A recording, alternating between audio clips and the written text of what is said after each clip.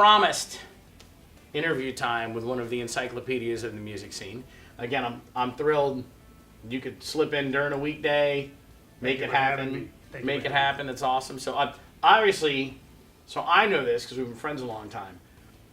Your first instrument is actually keyboard. Yes. It is not. So tell everybody a little bit about that, because you had your own touring band for a while there. Yeah, I got into music in 1964 when I saw the Beatles on Ed Sullivan. I mean, I know people have heard that story a million times, but it got me into music. And actually, mid-60s, after that, started out playing a little rhythm guitar in bands. And then my dad actually won a 1967 Wurlitzer Electrotronic piano.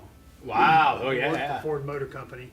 Won the piano, and I just got it back. My brother brought it down here, sitting in my garage. Oh, so you still have it? Still have it. That's very cool. Kind of like, yeah, I know you guys have seen them, but anyway, that got me interested in keyboards, and I was playing keys with a local southern rock band in Atlanta in the mid-'70s, and a band called Sugar from Rochester, New York.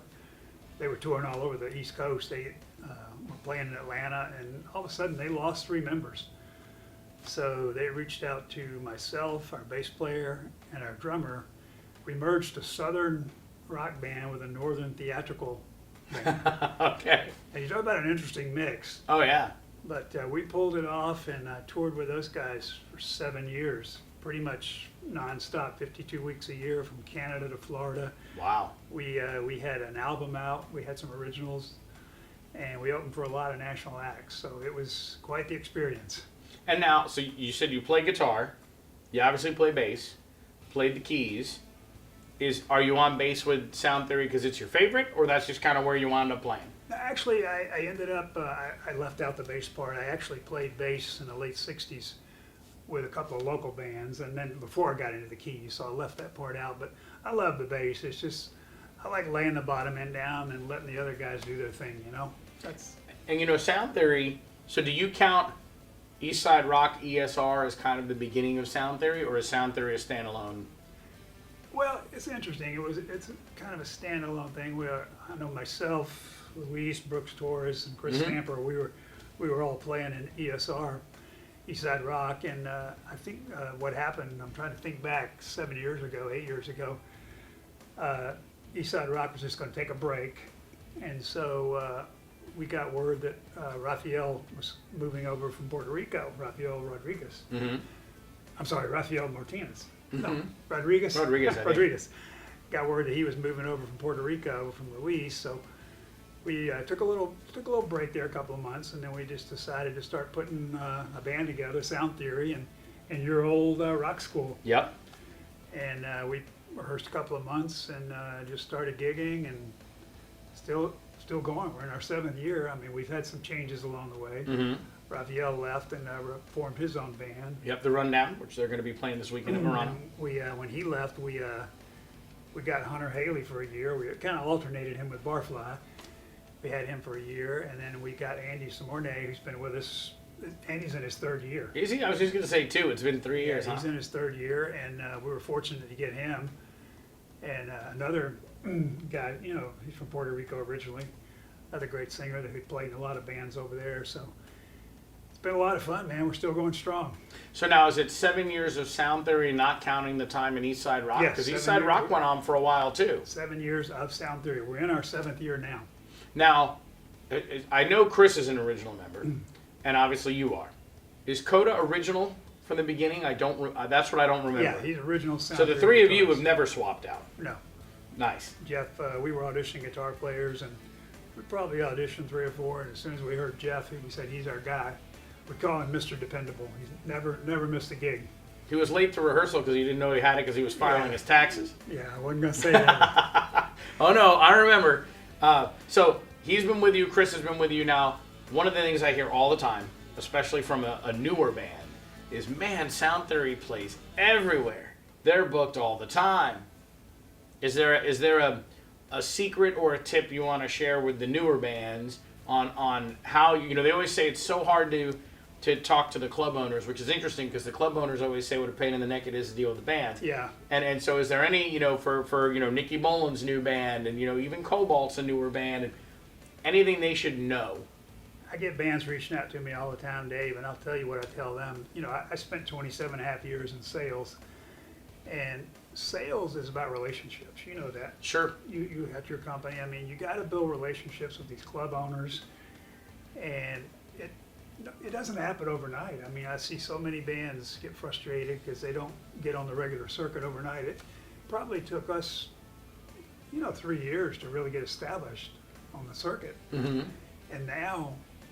I've got, all of our regular venues, plus I've had, just this week, 2 new venues reach out wanting us, and it's hard work, man. You gotta keep the venues happy and keep working with them. You gotta promote, they gotta promote. It's a two-way street, but it doesn't happen overnight. No, it definitely doesn't. I mean, we don't play as much as you play, primarily because A, we're a dance band, we fit in a smaller niche, and B, I don't think everybody in the band wants to play all that, all the time.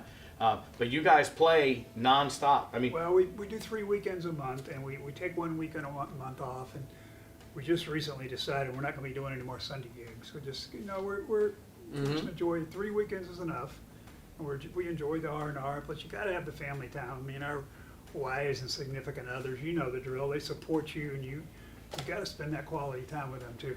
Oh yeah, 100%. And I've seen a lot of times you probably go through what we do, where you say, I'm only going to play 3 weekends a month, but then something really good comes up on that 4th weekend, and you're like, okay, we'll do that because we want to do it. So I mean, you guys are, I always joke, you're the hardest working man on the music scene. Always out there doing it. You also have always taken a big interest in helping either individual musicians or new bands. Yeah. You've always, as long as I've known you, I'd get a call. Hey, have you heard of these guys? I think I'm going to put them over here.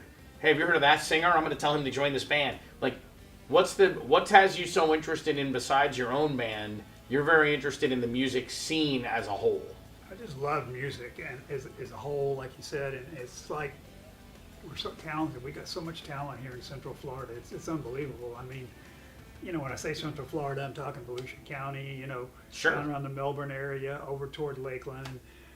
And we've got an amazing amount of talent, and I try to help promote them and get bands in places. And, I try to help the venue owners too, because a lot of times they know me well enough through the band crawl and you that if they've got a cancellation, they'll reach out to you or me, or we've helped quite a few bands get in places where we see the TBDs, Yeah, somebody's going to start that band name.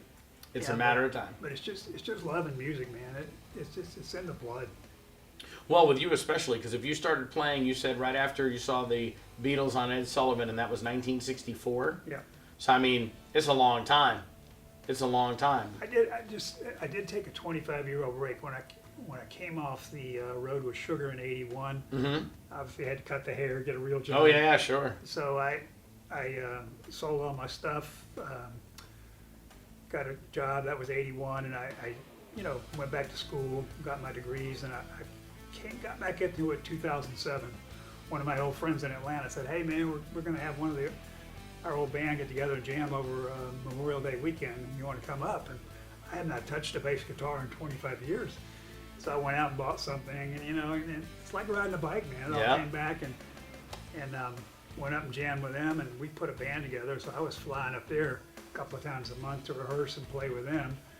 And then that got a little. It was fun, but flying up there all the time got a little old. So that's when James Casaza gave me the opportunity to get with ESR down here. That was 2013. Yeah, a long time ago. Yeah.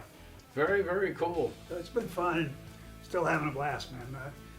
I was out for about a month and a half with some health issues. And fortunately, I had some great fill-ins. I know Michael DeCampo, Rafael Navis, and John Massengill from Cobalt. Mm-hmm. These guys stepped up and filled in, man. So we didn't have to cancel a single show. I think I missed 8 shows, and it was weird watching videos of my band playing without me up there. But But I love those guys to death for filling in and saving us from having to cancel any shows.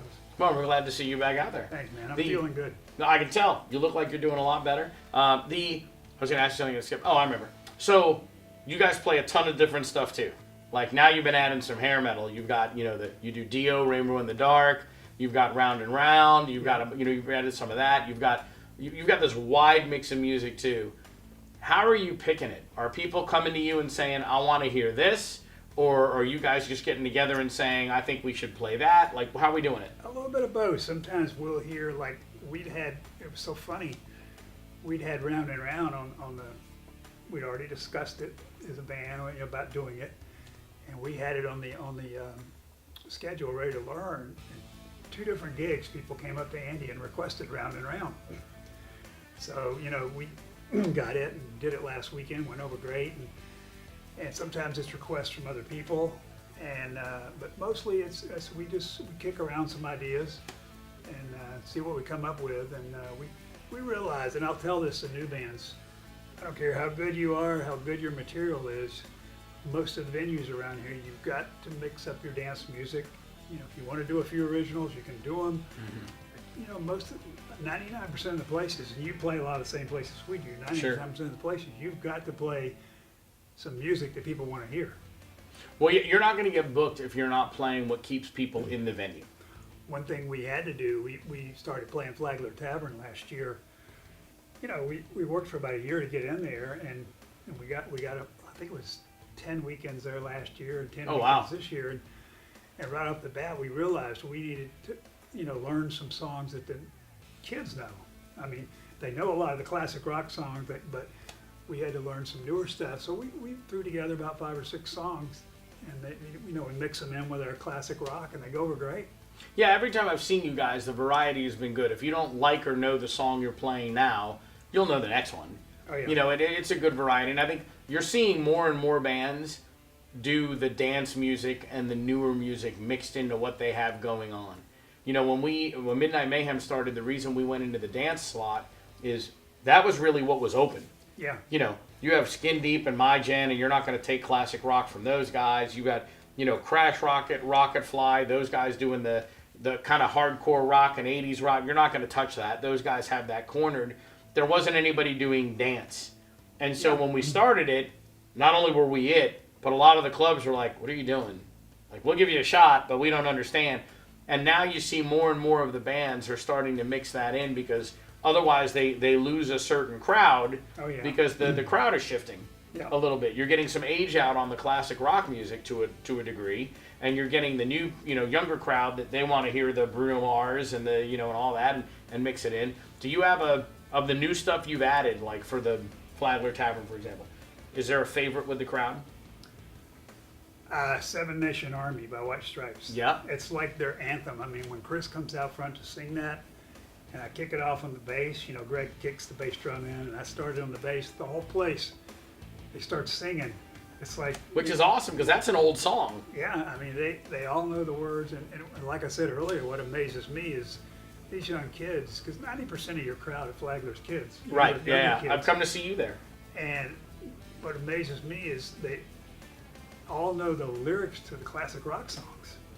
They sing those with us too. The Bon Jovi, they know every word. I mean, the Foreigner, they know every word. I watch them out in the crowd, and I love it. Yeah, and do you have a favorite that you guys just love to do? Like, forget what the crowd likes. Is there a song that the band plays that that's the one you want to do? Wow, there's so many. One of my favorite songs we do, and just as me personally, is Feels Like the First Time by Foreigner. Sure. I just love it when everything kicks in, and I'm sure each guy in the band's probably got his own favorite, but that's one of my favorites. And are you picking your songs as a group, or because you're the band leader for Sound Theory, correct? I mean, this is you're herding the cats all day, right? Yeah, so, you mean picking the set list, or no, the songs itself. Like when you're learning new music, does someone come in? Did they all say, "I want to hear this, I want to hear this"? No, we discussed it as a band. Oh, you all pick together? Yeah, we pick together. Somebody will throw one out there, and then we'll kind of all decide. And what's interesting for me about your band, because you rehearse here, is that most times it's just the three of you who rehearse. It's Coda, it's Chris, it's you, and then for years I played drums on all your rehearsals, which I apologize for. And now Greg has started coming to some rehearsals because he's your newest addition. I want to talk about that in a minute.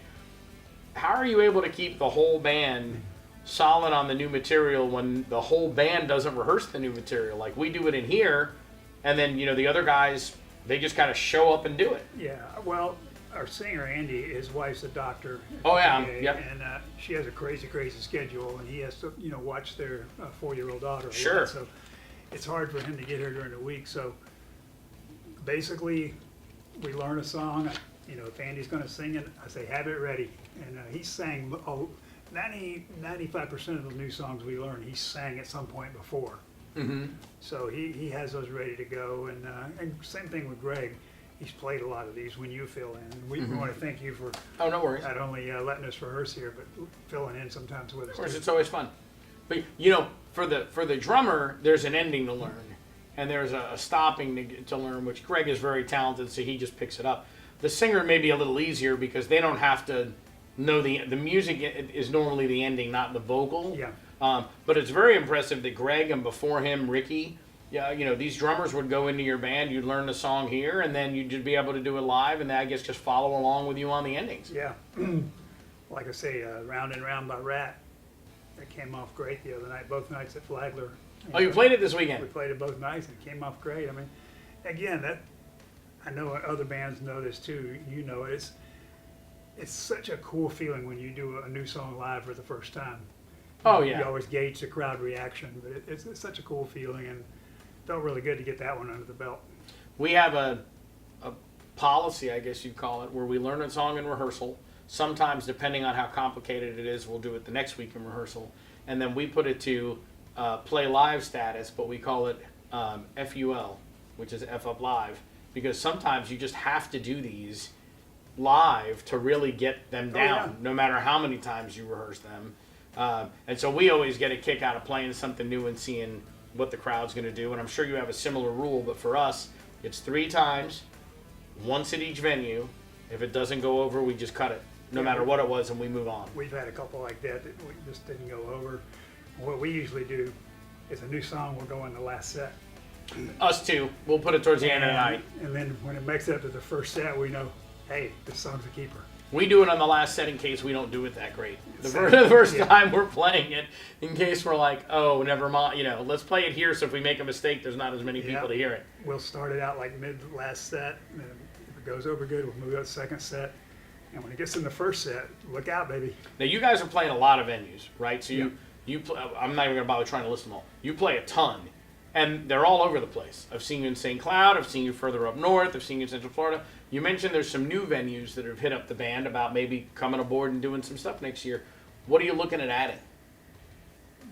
I try to add a couple of new venues every year. It keeps it fresh. Mm-hmm. And like I say, I've had a couple reach out this week, but we're fully booked for the year. Oh, yeah, for this year, I mean, almost And so, everybody is. But every year we try to add at least 1 or 2 new venues. This year we added 4, which is, I think that's the most we've ever Wow. added. And what were the new ones for the year? Do you remember? Pintos, Doghouse, Sully's, and we had the Dale's Ales, but you know, Right, obviously now that's Destination yeah, I Orange think City. that It's a was whole the- new thing. That was the 4, yeah. And Sully's had to stop doing music because of They- noise issues, right? They are doing bands on Sunday right now. I think they started again. We've got a couple of dates there. I'm still waiting to see what the final outcome's going to be. But they had, you know, some noise complaints from some neighbors, and they've been working diligently through that. Yeah, it's always frustrating when someone moves where a venue is and then they're like, wait, it's loud. Yeah. Like, did you not know that when you moved? I mean, is it that always surprises me. Yeah. OBs went through that too. Yeah. So I'll ask you, because it's been a year, you and I have added tons of new stuff to the band crawl over the year, right? It went from the first one I recorded in front of my refrigerator with an iPhone on the music stand, and now obviously it's more than that at this point. I've added a couple new things with you. You know, we added the, you know, getting on and saying, hey, maybe go like this band this week and try and promote the different bands. And I'm going to talk about that in a minute. I've tried to give local bands, if they want any kind of their merch out or their logo out. I've got Hayfire, Torn, Raging Sun. That may be and Cobalt 27 on the table. You know, so that the logos are out there or whatever. Anything you want to see added to the band crawl in year 2? Any idea you have that? Because we never get to discuss this ever. Tom basically texts me on Monday and says, I'll have it to you at this time. And I text him and say, great. And then everybody else direct messages me the other band stuff, which is just easier because I just scroll my Facebook messages and put everybody's stuff in. Yeah. You know, so we don't actually get to talk about the band crawl hardly at all, other than when I post it, you'll say, hey, I shared it or whatever. Is there anything that you had thought about that we had not tried that you're like, hey, it would be cool to do this? A couple of things I was thinking on the way here this morning. We started out with like 12 venues. Yes, it was And now much we're shorter. up to 27, and I think we just a few minutes ago we're talking about adding Three more, so it'll on a be regular 30. basis of 30. But another thing I would like to see, which we briefly touched on, is maybe getting out and doing some interviews live in some of the venues. Yeah, so we upgraded our camera system, so the camera we're using now is a portable 4K.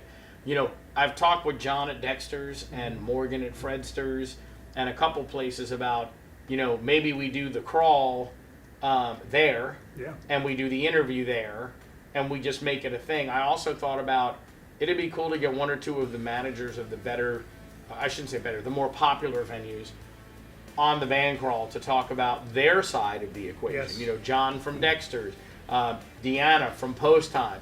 It might be cool to get some of them to come on, and instead of just hearing from the musicians, Yeah. I think the interview side of it would be very informative if you had a club owner who was telling you why and how and what, and the older bands, I think, all understand that stuff.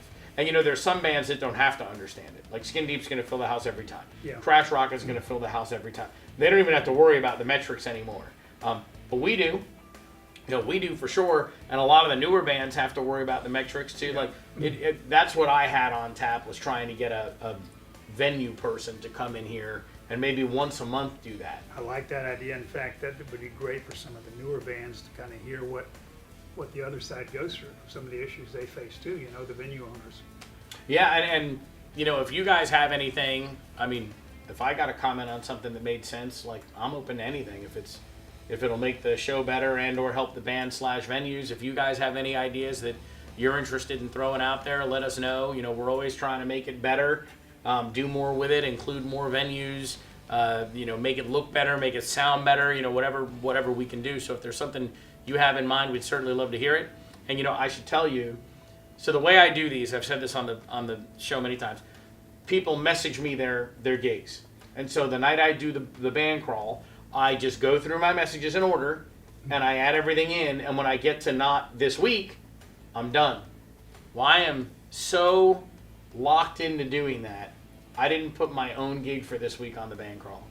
I'm going to have to put it in my comments. I'm actually filling in with Gin and Tonics Friday night at Rock and Brews in Oviedo, which I will tell you, after 8 years of dance music, I sat down to play the rock stuff and was like, oh my God, I'm going to have to practice this. I've heard you play the rock I'm not stuff. used to that anymore. At all, I'm not used to that I have anymore. heard you play it filling in with us, man. You lay it down. I need more work, but I'm playing with them Friday at Rock and Brews in Oviedo. I'm very excited to do that. Dave Reynolds and I went to high school together in New Jersey. Yes, I've heard he was you a say year or two, maybe more ahead of me, but his sister Christine was a year behind me, and we were both in high school band. And that's where I knew him from. Gin and Tonics, Dave, I apologize for not putting that in. I'll put it in the comments. But I think all those are good ideas. Get a venue owner on it, maybe go and do a live band crawl somewhere else. Yeah. Go film it at Dexter's, go film it at Post Time, pick a place and get it done. If you guys have any ideas, I'd love to hear them. I can't thank you enough for stopping in and making it happen. Thank you. I'd like to thank, too, the venue owners. I think we've kind of got them trained. A lot of them have monthly calendars out on Facebook, which makes life easier, my yes, job easier, 100%. but everybody doesn't. But they've gotten used to me either messaging them on Sunday or Monday morning, who's playing, and I want to thank 99% of the venue owners get back to me in a very timely manner. Well, and interestingly enough, I'm always surprised how many people say they see it. Like, I have almost every club owner at some point when I've walked into a venue has been like, I watched the band crawl, and they'll have a suggestion or just like it or whatever. I hear from a lot of people, they watch the band crawl, which is great. And I'll tell you, since I have Tom and me, the funniest thing that happens with me is I'll go somewhere, and someone will come up and start talking to me. And I'm really bad with names. I say that every week on the show. And they'll talk to me. And after a few minutes, I'll have to be like, okay, I'm really bad with names. I'm so sorry. I don't remember your name. Forgive me. And they'll go, oh, we haven't met. I watched the band crawl. I'm like, oh, okay, so people do see it, Yes. which is awesome. Again, if you have any suggestions for how we can make it better, I think we're always open. You should not wait another year to do the band crawl.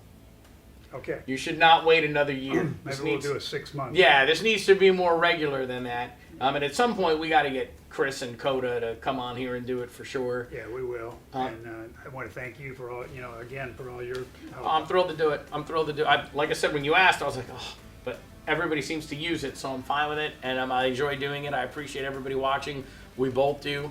Thanks for all the help in putting this together each week for the bands and the club owners.